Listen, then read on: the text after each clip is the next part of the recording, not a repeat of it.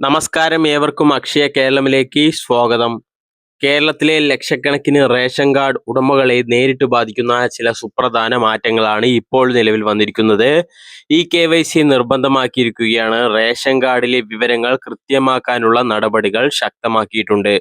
സപ്ലൈകോയുടെ സേവനങ്ങളിൽ വലിയ മാറ്റങ്ങൾ വന്നിട്ടുണ്ട്. അതോടൊപ്പം APL BPL കാർഡാക്കാൻ ആഗ്രഹിക്കുന്നവർക്ക് എന്തെല്ലാം ചെയ്യാം എന്നതിനെക്കുറിച്ചും വ്യക്തത വന്നിട്ടുണ്ട്. ഇന്നത്തെ വീഡിയോയിൽ നാം വിശദമായി പരിശോധിക്കുന്നത് KYC ചെയ്യാത്തവർക്ക് എന്ത് സംഭവിക്കും, ആധാർ വെരിഫിക്കേഷൻ എങ്ങനെ പൂർത്തിയാക്കാം, റേഷൻ കാർഡിലെ തെറ്റുകൾ എങ്ങനെ തിരുത്താം, സപ്ലൈകോയുടെ പുതിയ ഓൺലൈൻ സേവനങ്ങൾ എന്തൊക്കെയാണ്, APL കാർഡ് BPL ആക്കാൻ സാധിക്കുമോ, വാതിൽപ്പടി റേഷൻ വിതരണം ആർക്കൊക്കെയാണ് ലഭിക്കുക, സംശയങ്ങൾ ഉണ്ടെങ്കിൽ എവിടെയാണ് ബന്ധപ്പെടേണ്ടത്, ഇങ്ങനെയുള്ള സുപ്രധാന വിഷയങ്ങളെക്കുറിച്ചാണ് നമ്മൾ ഈ വീഡിയോയിലൂടെ ചർച്ച ചെയ്യുന്നത്.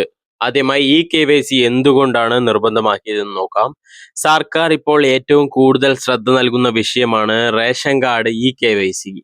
KYC എന്നത് ഇലക്ട്രോണിക് നോ യുവർ കസ്റ്റമർ എന്നതിന്റെ ചുരുക്കപ്പേരാണ്. ഇതിലൂടെ റേഷൻ കാർഡിൽ ഉൾപ്പെടുത്തിയിട്ടുള്ള അംഗങ്ങളുടെ വിവരങ്ങൾ ആധാർ വിവരങ്ങളുമായി പൊരുത്തപ്പെടുന്നു.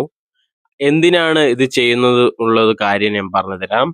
കാരണം പല വർഷങ്ങളായി ഉപയോഗിക്കാത്ത കാർഡുകളും മരണപ്പെട്ട വ്യക്തികളുടെ പേരുകൾ നിലനിൽക്കുന്ന കാർഡുകളും തെറ്റായ വിവരങ്ങളുള്ള കാർഡുകളും കണ്ടെത്തുക എന്നതാണ് പ്രധാന ലക്ഷ്യം. അതായത് അർഹരായവർക്ക് മാത്രം സർക്കാർ ആനുകൂല്യം ലഭിക്കണമെന്ന് ഉറപ്പാക്കാനാണ് ഈ നടപടി. പലർക്കും ഒരു തെറ്റിദ്ധാരണയുണ്ട്, എനിക്ക് വർഷങ്ങളായി റേഷൻ കിട്ടുന്നുണ്ട്, ഇനി എന്തിന് KYC എന്ന ചോദ്യമുണ്ട്. എന്നാൽ പുതിയ മാർഗനിർദ്ദേശങ്ങൾ പ്രകാരം എല്ലാ അംഗങ്ങളുടെയും വിവരങ്ങൾ പുതുക്കേണ്ടതുണ്ട്. ഇത് സർക്കാർ നിർദ്ദേശിക്കുന്ന ഒരു സാധാരണ പരിശോധനാ നടപടിയാണ്. KYC എങ്ങനെ ചെയ്യാം? ഇപ്പോൾ എല്ലാവരും അറിയേണ്ട ഏറ്റവും പ്രധാനപ്പെട്ട കാര്യത്തിലേക്ക് വരാം. KYC ചെയ്യാനുള്ള നടപടികൾ. ആദ്യം നിങ്ങൾ സമീപത്തുള്ള റേഷൻ കടയിലേക്കോ അക്ഷയ കേന്ദ്രങ്ങളിലേക്കോ പോവാം. അവിടെ നിങ്ങൾ നൽകേണ്ട പ്രധാന രേഖ ആധാർ കാർഡ്, അതിനുശേഷം ബയോമെട്രിക് പരിശോധന നടക്കും. അതായത് വിരലടയാളം അല്ലെങ്കിൽ മറ്റ് ആവശ്യമായ ആധാർ വെരിഫിക്കേഷൻ രീതികൾ ഉപയോഗിച്ച് വിവരങ്ങൾ സ്ഥിരീകരിക്കും. കുടുംബത്തിലെ ഓരോ അംഗത്തിനും വിവരങ്ങൾ പരിശോധിച്ച ശേഷം KYC പൂർത്തിയാകും. പലരും ചോദിക്കുന്ന ഒരു ചോദ്യമുണ്ട്, വീട്ടിൽ വയോധികർ ഉണ്ടെങ്കിൽ എന്ത് ചെയ്യുമെന്ന്. അത്തരം സാഹചര്യത്തിൽ പ്രാദേശിക റേഷൻ അധികൃതരുമായി ബന്ധപ്പെടുന്നത് നല്ലതാണ്. പ്രത്യേക സാഹചര്യമുണ്ടെങ്കിൽ ബന്ധപ്പെട്ട ഉദ്യോഗസ്ഥർ ആവശ്യമായ നിർദ്ദേശങ്ങൾ നിങ്ങൾക്ക് നൽകുന്നതായിരിക്കും. KYC ചെയ്യാത്തവർക്ക് എന്ത് സംഭവിക്കുമെന്ന ചോദ്യമുണ്ട്. ഇപ്പോൾ ഏറ്റവും കൂടുതൽ ആളുകൾക്ക് ആശങ്കയുള്ള കാര്യത്തിലേക്ക് വരാം. KYC ചെയ്തില്ലെങ്കിൽ എന്ത് സംഭവിക്കും? നിലവിലെ നിർദ്ദേശങ്ങൾ അനുസരിച്ച് KYC പൂർത്തിയാക്കാത്തവർക്ക് സബ്സിഡി നിരക്കിൽ ലഭിക്കുന്ന ഭക്ഷ്യധാന്യങ്ങൾ ലഭിക്കുന്നതിൽ തടസ്സം നേരിടാൻ സാധ്യതയുണ്ട്. അതുകൊണ്ട് അവസാന നിമിഷം വരെ കാത്തിരിക്കാതെ നടപടികൾ പൂർത്തിയാക്കുന്നതാണ് നല്ലത്. ഇത് ശിക്ഷാ നടപടിയല്ല, മറിച്ച് അർഹത ഉറപ്പാക്കാനുള്ള ഒരു ഡാറ്റ അപ്ഡേഷൻ പ്രക്രിയയാണ്. അതിനാൽ ആരും ഭയപ്പെടേണ്ടതില്ല. പക്ഷേ സമയപരിധിക്കുള്ളിൽ നടപടി പൂർത്തിയാക്കണം. റേഷൻ കാർഡിലെ തെറ്റുകൾ എങ്ങനെ തിരുത്താം? നിരവധി റേഷൻ കാർഡുകളിൽ ഇപ്പോഴും പഴയ വിവരങ്ങളാണ് ഉള്ളത്.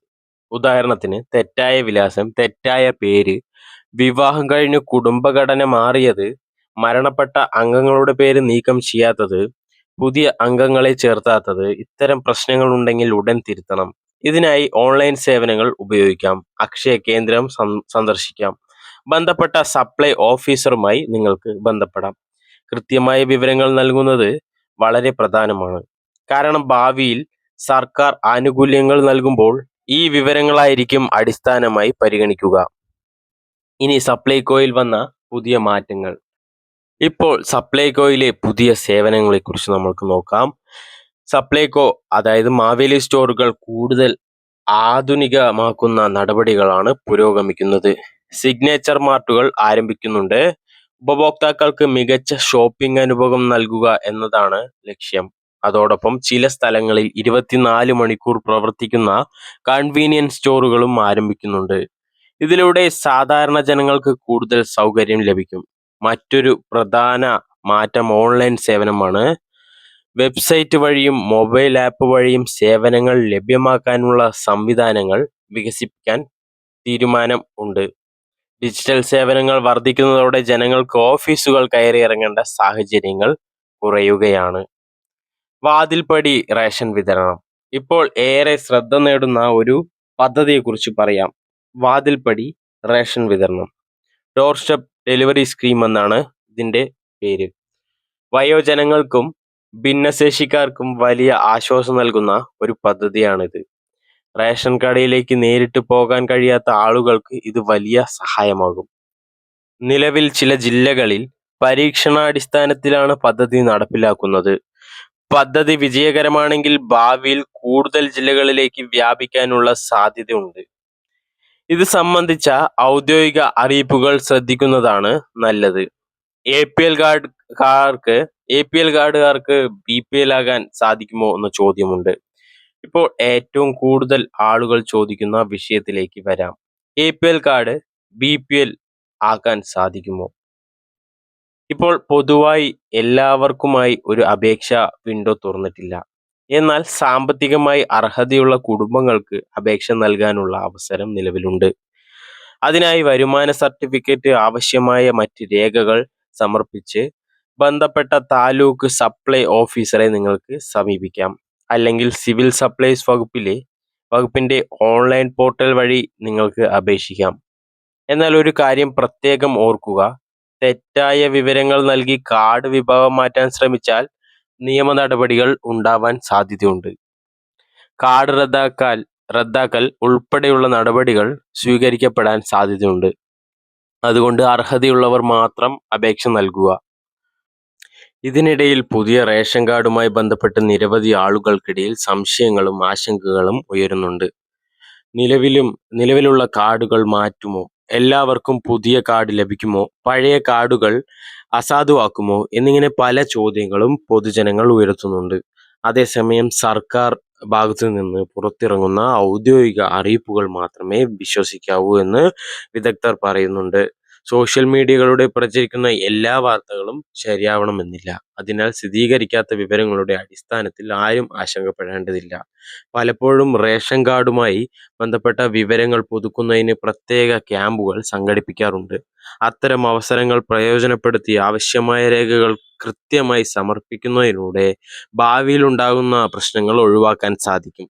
ഇപ്പോൾ കുടുംബത്തിലെ അംഗങ്ങളുടെ വിവരങ്ങൾ, മൊബൈൽ നമ്പർ, വിലാസം, ആധാർ വിവരങ്ങൾ എന്നിവ കൃത്യമാണോ എന്ന് ഉറപ്പാക്കേണ്ടത് വളരെ പ്രധാനമാണ്. തെറ്റായ വിവരങ്ങൾ ഉണ്ടെങ്കിൽ അവ തിരുത്തുന്നതിനുള്ള നടപടികൾ സമയബന്ധിതമായി പൂർത്തിയാക്കുന്നതാണ് നല്ലത്. പുതിയ സാങ്കേതിക വിദ്യകൾ ഉപയോഗിച്ച് കൂടുതൽ സുരക്ഷിതവും സുതാര്യവുമായ രീതിയിലാണ് പൊതുജന വിതരണ സംവിധാനം ശക്തിപ്പെടുത്താൻ ശ്രമിക്കുന്നത്. അർഹരായവർക്ക് കൃത്യമായ ആനുകൂല്യങ്ങൾ ലഭിക്കുന്നുണ്ടെന്ന് ഉറപ്പാക്കുക എന്നതാണ് പ്രധാന ലക്ഷ്യം. അതുകൊണ്ട് റേഷൻ കാർഡുമായി ബന്ധപ്പെട്ട് എന്തെങ്കിലും അറിയിപ്പ് വന്നാൽ അത് ശ്രദ്ധയോടെ പരിശോധിക്കുകയും ആവശ്യമായ നടപടികൾ സ്വീകരിക്കുകയും ചെയ്യേണ്ടത് ഓരോ കുടുംബത്തിന്റെയും ഉത്തരവാദിത്തമാണ്. കൂടാതെ നിരവധി ആളുകൾ വർഷങ്ങളായി റേഷൻ കാർഡിലെ വിവരങ്ങൾ പരിശോധിക്കാതെ തന്നെ തുടരുന്ന സാഹചര്യം നിലവിലുണ്ട്. എന്നാൽ ഇത്തരത്തിലുള്ള കാര്യങ്ങൾ, ചെറിയ അശ്രദ്ധ പോലും പിന്നീട് വലിയ ബുദ്ധിമുട്ടുകൾ സൃഷ്ടിക്കാൻ ഇടയായേക്കാം. അതിനാൽ കുടുംബാംഗങ്ങളുടെ വിവരങ്ങൾ എല്ലാം ശരിയാണോ എന്ന് ഇടയ്ക്കിടെ ഉറപ്പാക്കുന്നതാണ് നല്ല ശീലമാണ്. പല സംസ്ഥാനങ്ങളിലും ഡിജിറ്റൽ സംവിധാനങ്ങൾ കൂടുതൽ ശക്തമാക്കുന്നതിനുള്ള നടപടികൾ പുരോഗമിക്കുകയാണ്. അതിനാൽ ഭാവിയിൽ കൂടുതൽ മാറ്റങ്ങൾ വരാനുള്ള സാധ്യതയും തള്ളിക്കളയാനാവില്ല. അതുകൊണ്ട് ഔദ്യോഗിക അറിയിപ്പുകൾ തുടർച്ചയായി ശ്രദ്ധിക്കുന്നത് വളരെ പ്രധാനമാണ്.